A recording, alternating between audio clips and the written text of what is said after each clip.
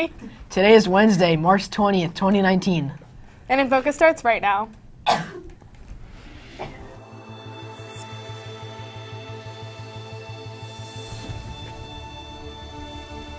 The annual pop concert is coming up. An update on the New Zealand tragedy. And Trump takes a stance against social media. All that and more is coming up on today's show. Welcome to INFocus. I'm Sarah Nash. And I'm Max Bonstetter. There's a lot going on around campus today. Here's some important announcements from today's campus bulletin. Well, this Friday in the Big Gym, there will be a Pali instrumental music event. Pali bands and orchestra will be showcasing the annual pop concert and swing dance. The night features a concert, dinner, and dancing to Pali jazz band. There will also be a professional dance instructor for those who are not great dancers. Tickets are $10 for students and $15 for adults.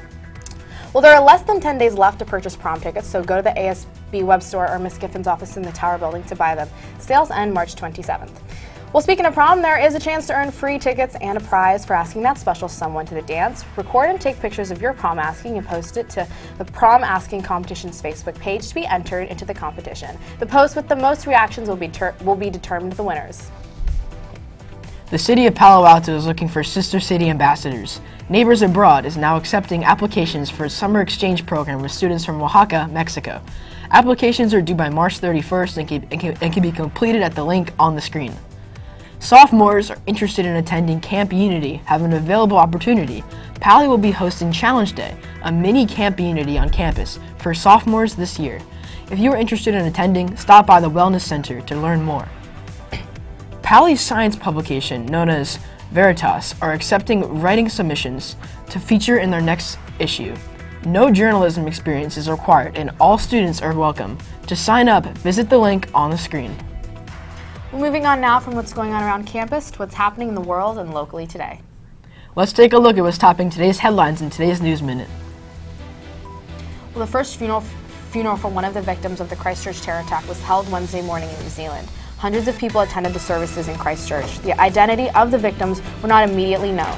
Authorities spent 4 days constructing a special grave at a city cemetery that is designed for the Muslim burials. Police in New Zealand say they have completed autopsies on all 50 victims of last week's mosque shooting and have formally identified 12 of them. Six of the identified victims have been returned to their families. 4 days after the attack, relatives were anxiously waiting Tuesday for word on when they can bury their loved ones. Islamic tradition calls for bodies to be cleansed and buried as soon as possible after death, usually within the 24 hours. Prime Minister Jacinda Ardern has said authorities hope to release all the bodies by Wednesday, and police have said authorities are working with pathologists and coroners to complete the task as soon as they can. Police said in a statement that their absolute priority is to get this right and ensure that no mistakes are made. These are images from downtown Cedar Rapids Tuesday morning, where the Cedar River was expected to crest at around 18 feet. The Gazette newspaper says about a dozen city roads are flooded outside the city. Floodwaters have inundated some areas as far as eye can see. The massive flooding hit Iowa and Nebraska last week, killing 4 people in those states. The water is now slowly receding in some areas, but rivers likely will be flooded for days more. And additional rain and melting snow are expected to make flooding worse in other parts of the plains and Midwest. More than 7 million people were under flood warnings Tuesday. Well, President Trump says he's open to taking action against social media companies over supposed discrimination against conservative voices. He commented on Tuesday about a lawsuit by GOP Representative Devin Nunes, who claims that Twitter has a shadow ban on conservative voices. Trump also suggested that Facebook, Google, and Twitter are engaged in what he called collusive behavior. He suggests that something needs to be done about broadcast news as well, but didn't offer any specifics. In statements in the past, Twitter has denied having any shadow bans or political bias.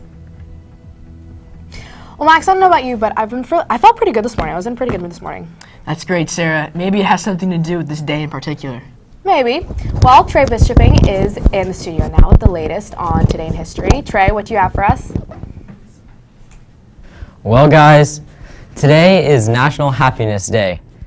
And the International Day of Happiness was celebrated worldwide March 20th and was conceptualized and founded by prominent United Nations Special Advisor Jamie Alene to inspire, mobilize, and advance the global happiness movement. Since March 20th, 2013, the International Day of Happiness is celebrated in 193 UN member states, 2 observer states, and 11 territories. So go out and do something that brings a little bit more happiness into your day. That's all for me. Back to you, Sarah and Max. Well, thanks for that, Trey. Max, did you know that sports and exercise can make you in a better mood too? That's awesome. I didn't know that. Well, Baker's in the studio now with the latest on Pally Sports News. Hey, what do you have for us? Most of our scores were not reported. Make sure to report your team scores to Max Preps. The only score from yesterday was girls varsity softball. Luckily, they won 12-3 versus Saratoga. Today we have boys golf at home against Monte Vista at 2:30. Baseball faces off against Mountain View. The JV team is away at 4 p.m. and the varsity squad is at home at 4 p.m. as well. The girls softball team plays Monte Vista. JV is away at 4 p.m. and varsity is at home at 4 p.m. Finally, boys JV volleyball is away at Fremont. That's all for me. Back to you. The weather was pretty good this week so far, but it was pretty rainy today, unfortunately. I definitely agree, Sarah, but it doesn't look like the sunny weather is lasting too long. Yeah, it's a bit overcast, but Ingrid's in the studio now with more updates on the weather for the rest of the week. Ingrid, what can we expect out there today? This week, right now in Palo, it's 59 degrees Fahrenheit. The high for today is going to be 60 and the low is going to be 44. It's going to rain a little bit today. It has already rained, but we're expecting some more. For Thursday and Friday, you can see that the highs are going to be 63 and 58, while the lows are going to be 47 and 48. We're not expecting much rain tomorrow, but definitely on Friday. So be sure to bring your umbrellas. Now looking at our 5cast, you can see that it's going to rain for most of the week. The highs are going to be on the low 60s, and the lows are going to be on the high 40s. Now looking at our Doppler map, you can see that San Francisco and Oakland, the highs are going to be 59 and the lows are going to be around the mid-40s, while in Palo Alto and San Jose, the highs are going to be on the low 60s and the lows are going to be on the low 40s. That's all from me. Back to you in the studio. Well, that does it for today's episode. Be sure to visit our website to check out old episodes, check the bulletin, or just send us an email. Till next time, have a great day, Pally.